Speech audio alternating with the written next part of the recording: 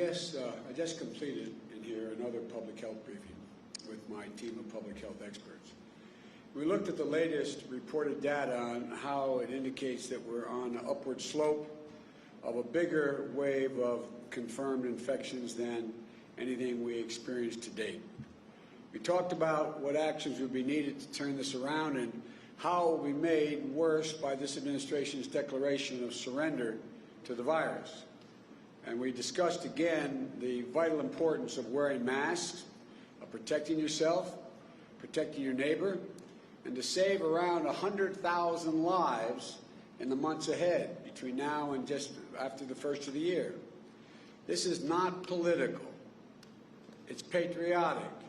Wearing a mask, wear one, period. We focused on the way this virus is hitting communities of color much harder, particularly Black, Latino, and Native American communities. We're seeing race-based disparities across the aspects of this virus, higher infection rates but lower access to testing and harder time quarantining safely because of their financial circumstances, lower access to quality treatment when they are infected, and tragically, higher mortality rates. 1 in 1,000 Black Americans have died from this virus. This is a staggering statistic. And 57% of Black adults, 46% of Latino adults know someone who has died or been hospitalized from this disease. Folks, we've lost more than 220,000 lives of this virus already. But this administration has just given up. Over the weekend, the White House Chief of Staff, Mark Meadows, went on television and admitted that they've waved the white flag and declared surrender. He said, quote, "We're not going to control the pandemic," end of quote. The American people deserve so much better than this. Just look at what happened last night in Omaha after the Trump rally ended. Hundreds of people, including older Americans and children, were stranded in sub-zero freezing temperatures for hours. Several folks ended up in the hospital. It's an image that captures President Trump's whole approach to this crisis. He takes a lot of big pronouncements, and he makes a lot of big pronouncements, but they don't hold up. He gets his photo op and then gets out. He leaves everyone else to suffer the consequence of his failure to make a responsible plan. It seems like he just doesn't care much about it. And the longer he's in charge, the more reckless he gets.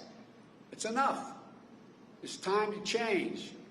Meanwhile, yesterday, the White House Science Office, and this stunned me, put out a statement listing ending the COVID-19 pandemic as a top accomplishment of President Trump's first term. Top accomplishment of Trump's first term. At the very moment when infection rates are going up in almost every state in our union. The refusal of the Trump administration to recognize the reality we're living through at a time when almost 1,000 Americans a day are dying every single day is an insult to every single person suffering from COVID-19 and every family who's lost a loved one. There's nothing more personal, nothing more personal to an American family than their health care and the health care of their loved ones. I know all too well what it feels like to have your heart ripped out, losing a loved one too soon. To sit at the hospital bedside and feel like there's a black hole in the middle of your chest knowing there's not much you can do. I and many of you know what it feels like to watch a beloved person die, lie there dying of cancer or some other disease without wondering, having to wonder about whether you're going to pay for the medical bills. Or what would happen if, God forbid, the insurance companies were able to come in and say, we're not going to cover the treatment. And yet today, President Trump is on a single-minded crusade to strip Americans of their health care. That would only create another enormous crisis in the public health system. In 2 short weeks, exactly 1 week after the election, the Trump administration will make its case asking the Supreme Court to strike down the Affordable Care Act, quote, in its entirety. In its entirety. Let me say that again. They're arguing that the entire law must fall, which would strip 20 million Americans of their health insurance overnight, rip away protections for pre-existing conditions for more than 100 million people. in the middle of an upswing of a pandemic. The upswing.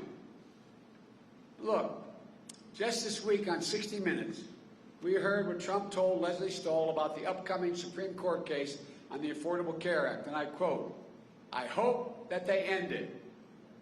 It'll be so good if they end it," end of quote. There's no question. There's no question that's why President Trump nominated Justice Barrett to the court.